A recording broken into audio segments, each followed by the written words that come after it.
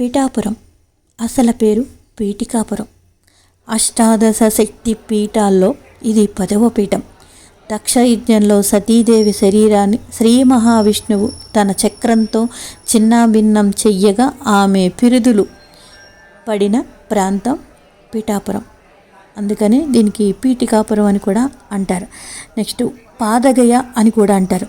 గయాసురుడు పాదాలు పీఠికాపురంలో ఉన్న కారణాన ఇది పాదగయగా మారింది. అయితే మరణించే ముందు గయాసురుడు తన పేరుతో ఉన్న ఈ క్షేత్రాన్ని పితృదేవతలకు జరిపే పిండ ప్రదానాలు ఫలప్రదం కావాలని కోరట.